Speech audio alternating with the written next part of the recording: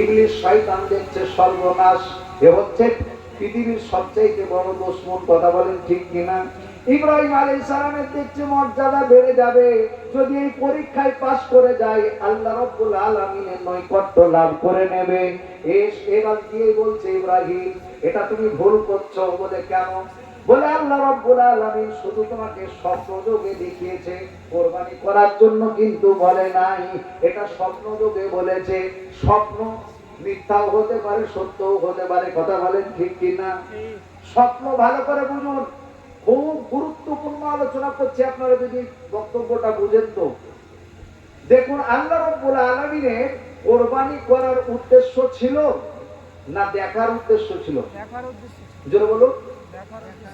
দেখার উদ্দেশ্য ছিল। কেন?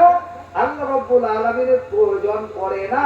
আল্লাহ কোরআনের অন্য জায়গায় বলেছেন, লা ইয়ানালাল্লাহু লুহুমুহা ওয়ালা দিমাউহা ওয়ালাকিন ইয়ানালুহুত তাকওয়া। শোনো, তোমাদের গোশত এবং তোমাদের মাংস কিছুই আমার কাছে পৌঁছায় না, শুধুমাত্র পৌঁছায় তোমাদের তাকওয়া, পরহেজগারি। কথা বলেন ঠিক না? যখন আমরা জবাই করলাম গরুটাকে, খাসিটাকে, রক্তটা জমিনের মধ্যে পড়ে গেল, গোশতটাকে আমরা ভাগ করে নিয়ে চলে গেলাম, হাঁড়িতে ভরে রান্না করে পেটের মধ্যে দিয়ে দিলাম, খেয়ে নিলাম। তাহলে আল্লাহকে আমরা কি দিলাম? কথা বলেন ঠিক কিনা? গোশত খেয়ে নিলাম, রক্ত জমিনে পড়ে গেল, তাহলে আল্লাহকে তো আমরা কিছু দিতে পারলাম না। আল্লাহ ওটাই বলছে, শোনো, তোমরা যে কুরবানি করো, এই কুরবানির গোশত আমার কাছে পৌঁছায় না, রক্ত আমার কাছে পৌঁছায় না, পৌঁছায় শুধু কি তাকওয়া। তাকওয়াটা এবার কি জিনিস? তাকওয়া ভালো করে বুঝুন। তাকওয়া তাকওয়া তাকওয়া মানে পরহেজগারি। পরহেজ বুঝেন? আপনাদের যারা গরুর গোশত খায় না বিয়ে বাড়িতে বা কোনো অনুষ্ঠানে, সেই লোকটাকে কি বলে? আমাদের ওদিকে বলে পরাজি। আপনাদের কি বলে? বুঝতে পারেন না? ধরুন সবাই গরুর গোশত দিয়ে ভাত খাচ্ছে, আর একটা লোক বললো গরুর গোশত আমি খাই না, ওকে মাছ দিল বা ওই মুরগির মাংস গোশত দিল, তো ওই লোকটাকে আপনাদের এই মুর্শিদাবাদে কি বলে? এটাও বুঝছেন না? আমরা বলি ওখানে পরাজি, মানে ও খায় না গরুর গোশত। আপনাদের কি বলে? আমাদের খাই না এটাই বলে, কিছুই বলে না। আচ্ছা, তো পরাজি মানে হচ্ছে পরহেজ করা। ভালো করে বুঝুন, তাকওয়া। উবাই বিন কাব রাদিয়াল্লাহু তাআলা আনহুকে ওমর রাদিয়াল্লাহু তাআলা আনহু জিজ্ঞাসা করতে, ভালো করে শুনুন। লোক থাকলে আরো আমাকে বলতে ভালো লাগে, কিন্তু তবুও বলছি, আপনারা ধৈর্য ধরে শুনছেন বলে। তাকওয়া কাকে বলে? উবাই ইবনে কাব রাদিয়াল্লাহু তাআলা আনহুকে ওমর রাদিয়াল্লাহু তাআলা আনহু জিজ্ঞাসা করলেন, ও কাব, তাকওয়া কি গো? তখন ওমর রাদিয়াল্লাহু তাআলা আনহু বলছে, হুজুর, আপনি কি এরকম কোন রাস্তায় চলেছেন যে দুই দিকে আলের কাঁটা দিয়েছে? আপনাদের এদিকে বেগুন চাষ করে, শশা চাষ করে, দেখবেন দুই দিকে জমিওয়ালাও কাঁটা দিয়েছে, এই জমিওয়ালাও কাঁটা দিয়েছে, মাঝখানে সরু রাস্তা। ওই সরু রাস্তা দিয়ে যদি পেরিয়ে যাওয়া যায়, কিভাবে পেরোতে হবে? এদিকেও কাঁটা, এদিকেও কাঁটা, কিভাবে পেরোতে হবে? সাবধানে। ওমর রাদিয়াল্লাহু তাআলা আনহুকে বলছেন, হুজুর কেমন ভাবে আপনি পেরোবেন? তখন ওমর রাদিয়াল্লাহু তাআলা আনহু একদম দেখালেন, কাপড়টাকে সামনে নিয়ে এরকম করে জড়িয়ে নিয়ে বলে, আস্তে আস্তে পা ফেলে কি করবো, ওই আলটা দিয়ে পেরিয়ে যাব। উবাই ইবনে কাব রাদিয়াল্লাহু তাআলা আনহু বলছেন, বাস ওগো ওমর, আমিরুল মুমিনিন, এরই নাম হলো তাকওয়া। চতুর্দিকে এখন গুনার বাজার গরম হয়ে আছে। কথা বলে ঠিক না? বিয়েতে যাবেন গুনাহ, মাজারে যাবেন গুনাহ, হাটে যাবেন গুনাহ, মাঠে যাবেন গুনাহ, ব্যবসা করবেন গুনাহ, যেখানে যাবেন, এমনকি এখন জলসাতেও গুনাহ হচ্ছে না? এদিকে আপনারা কটা মানুষ জলসা শুনছেন, ওদিকে যখন মেলায় কেউ দুলাভাইকে নিয়ে, কেউ শালিকে নিয়ে ফুচকা খাচ্ছে দিন। কথা বলে, তাহলে এখানেও সে গুনাহ। গুনার বাজারে এইভাবে দুই দিকে কাঁটা, চতুর্দিকে কাঁটা। যেমন আপনি কি করেন, খুব সাবধানের সঙ্গে পেরিয়ে যান। এইভাবে দুনিয়া আপনাকে জীবন যাপন করতে হবে, তবেই আপনার ঈমানের রক্ষা হবে, তবেই আপনি তাকওয়া পরহেজগার ইখতিয়ার করতে পারবেন। এই তাকওয়াটাই আল্লাহ রাব্বুল আলামিন বলছে আমার কাছে পৌঁছায়। তোমার কত বড় গরু দিলে আর কত টাকা দিলে এটা আমার দেখার দরকার নাই, তুমি কতটা ইখলাসের সঙ্গে দিলে আর আমাকে রাজি খুশি করার জন্যই দিলে, আর আত্মসমর্পণ করলে কিনা। যেমন ইব্রাহিম আলাইহিস সালামকে বলেছিলেন আসলিম, উনি সঙ্গে সঙ্গে বলেছিলেন আসলামতু লিরাব্বিল আলামিন, ওগো আল্লাহ আমি আত্মসমর্পণ করলাম। আমরা কুরবানি দিয়েছি ঠিক, কিন্তু আত্মসমর্পণ করেছি বা কি জোরে বলে ঠিক করেছি। যারা বেনামাজি ছিলাম তারাই কুরবানিটা দেওয়ার সময় কি বললাম আল্লাহ এই পশুটার গলায় ছুরি চালানোর আগে আমি হচ্ছে সবচেয়ে বড় পশু, আমার গলায় আমি ছুরি চালাচ্ছি, আর বেনামাজি থাকবো যারা বলে না। এটাই হলো বড় কুরবানি ছিল আপনার জন্য।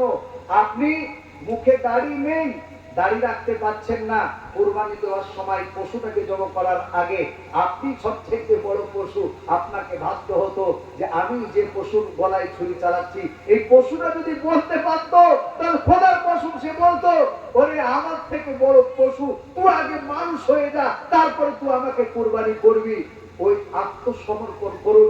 এতদিন চায়ের আড্ডায় বসেছেন, সুদের আড্ডায় বসেছেন, মদের আড্ডায় বসেছেন, ঘুষের আড্ডায় বসেছেন, সব থেকে ফিরে এসে আত্মসমর্পণ করে আল্লাহর সঙ্গে সারেন্ডার হয়ে ও আল্লাহ ভুল করেছি, অন্যায় করেছি, আর করব না, এরই নাম হচ্ছে আসলে হাকিকাতে কুরবানি।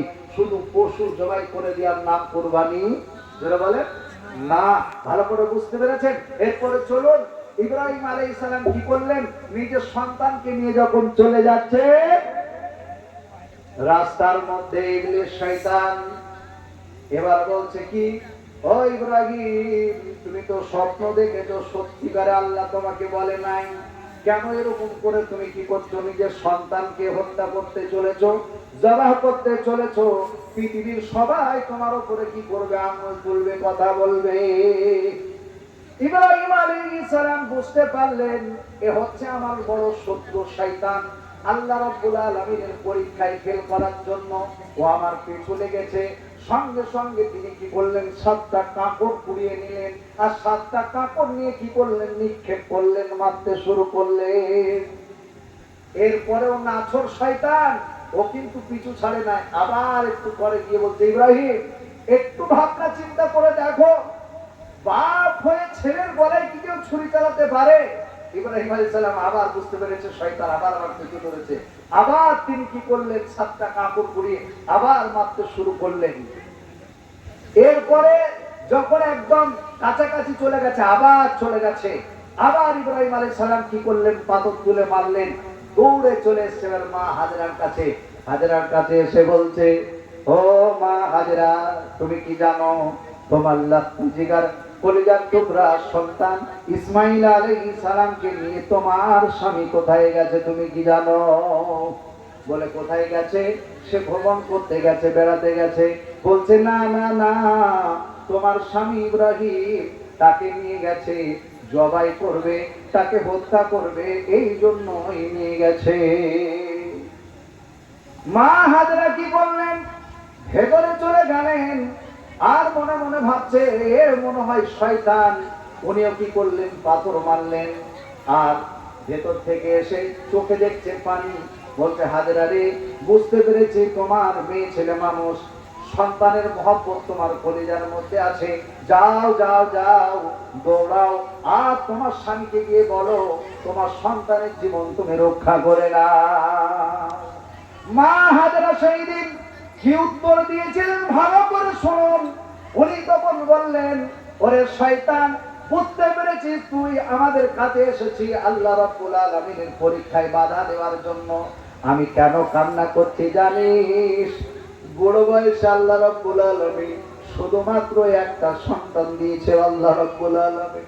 এই রকম সন্তান যদি আমাকে 100টা আল্লাহ রাব্বুল আলামিন দিতেন, আর আল্লাহ রাব্বুল আলামিন যদি আমার স্বামীর কাছ থেকে আমার কাছ থেকে কুরবানি চাইতেন, আমি 100 সন্তানকে খুশি মনে আল্লাহর রাস্তায় কুরবানি করে দিতাম।